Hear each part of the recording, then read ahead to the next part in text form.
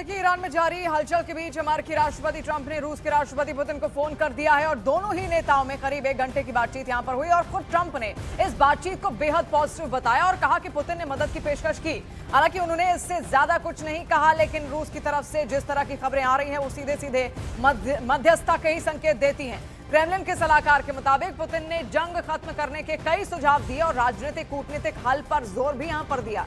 देखिए, जिस तरीके से अब लगातार तेल का संकट बढ़ता जा रहा है, उस वक्त में बातचीत अब बेहद अहम हो चुकी है। और ट्रंप के पूर्व सलाहकार का बहुत बड़ा आरोप भी यहां पर सामने आया, जहां पर ट्रंप ने पर ये झूठ बोलने का आरोप यहां पर लगाया गया और जॉन बोल्टन ने देखिए ये आरोप यहां पर लगाया, जहां वो कहते हैं कि ट्रंप का युद्ध खत्म करने का दावा झूठा है।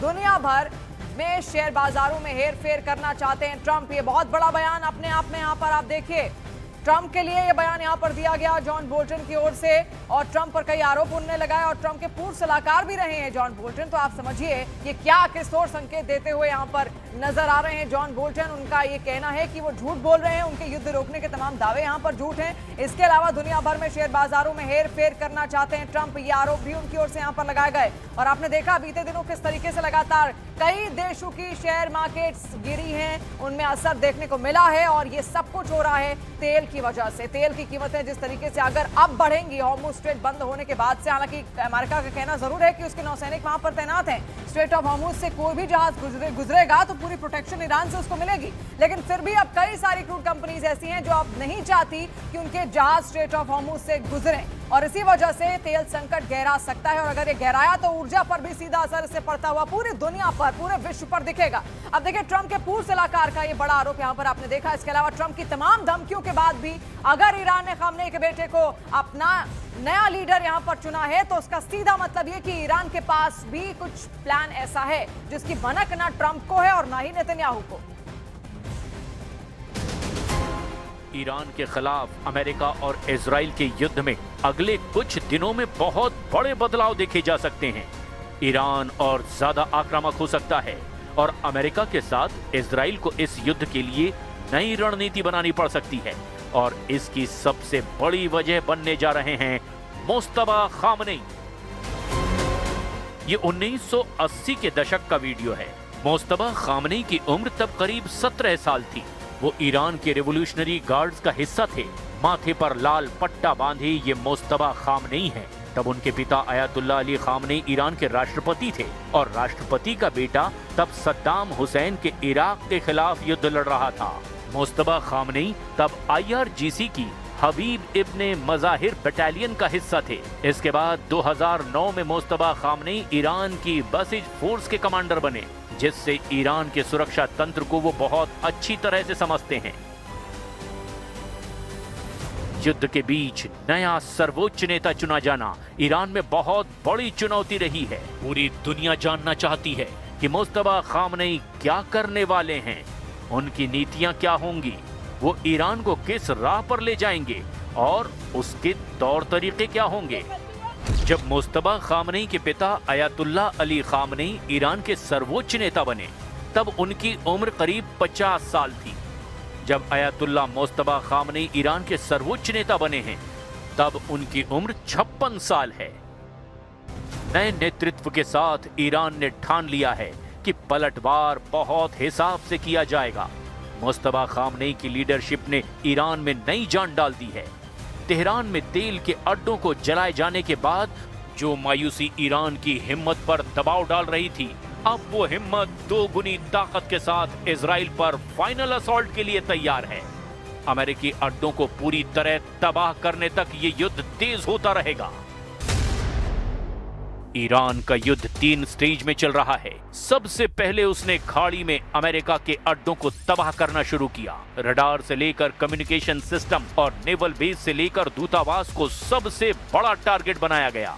दूसरे स्टेज में ईरान इजराइल पर बड़े हमले करेगा, लेकिन अभी कम ही सही, वहां भी अहम अड्डों पर ईरान का मिसाइल अटैक जारी है। तीसरे स्टेज पर ईरान का इरादा होगा इजराइल का संपूर्ण सर्वनाश। लेकिन इस स्टेज तक युद्ध पहुंचा तो इजराइल ईरान पर लॉन्च कर देगा एटम बम, क्योंकि इजराइल के सामने खुद को बचाने के अलावा फिर कोई रास्ता नहीं बचेगा।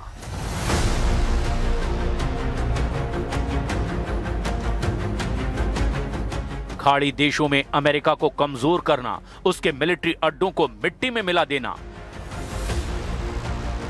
सैन्य ढांचों को पूरी तरह से तोड़ देना, यही है ईरान का एजेंडा। ईरान के ड्रोन यहां अमेरिकी अड्डों पर हमला कर रहे हैं, यहां पर अमेरिकी दूतावास को तबाह कर रहे हैं। रियाद में अमेरिकी दूतावास पर मिसाइल गिर चुकी है।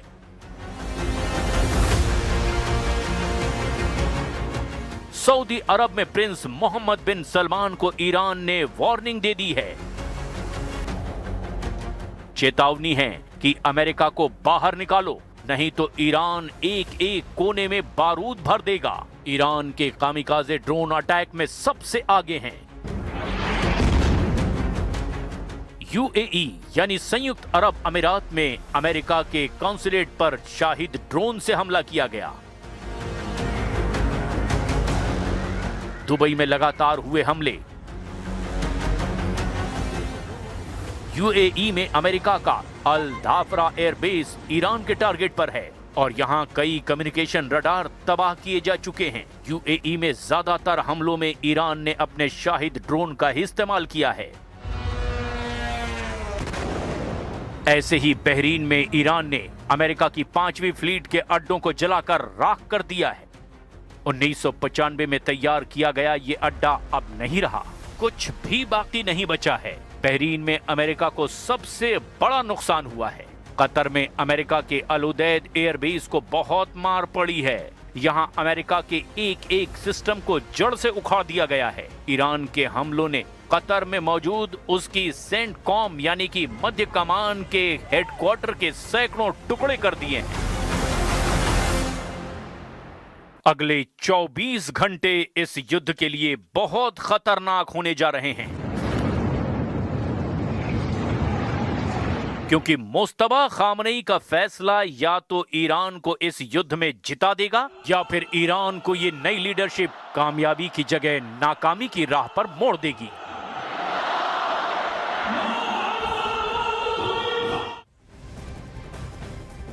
और देखिए एक बड़ी खबर इस पर वॉर ब्रेकिंग के जरिए आपको बता दें, युद्ध के बीच यूएस आर्मी की ईरान को चेतावनी यहां पर सामने आई, जहां पर अमेरिकन आर्मी का कहना है कि ईरानी मिसाइल लॉन्चरों को नष्ट कर देंगे। ईरान अपने मिसाइल लॉन्चर कहीं भी छिपा ले, ईरान को घुटने टेकने ही होंगे, ये अमेरिका का यहां पर कहना है। और ऐसे कई सारे वीडियोस भी इससे पहले अमेरिका और इजरायल की ओर से जारी किए गए थे, जहां पर ईरान की मिसाइलों को नेस्तनाबूद किया गया था, उनको टारगेट किया गया था। और अब ये युद्ध के बीच धमकी है यूएस मिलिट्री की, जहां पर यूएस मिलिट्री का कहना है कि ईरानी मिसाइल लॉन्चरों को आप कहीं पर भी छुपा दो, लेकिन हम उनको नष्ट कर कर ही रहेंगे। आप मिसाइल लॉन्चर्स कहीं पर भी छुपा लीजिए, ईरान को घुटने तो टेकने ही होंगे, ये यूएस आर्मी का ये कहना है। और देखिए अलग अलग तस्वीरें हमने पूरे युद्ध से जुड़ी हुई आपको यहां पर दिखाई। आज 11वां दिन यहां पर हो चला है और अब भी ईरान इजरायल एक दूसरे के आमने सामने हैं।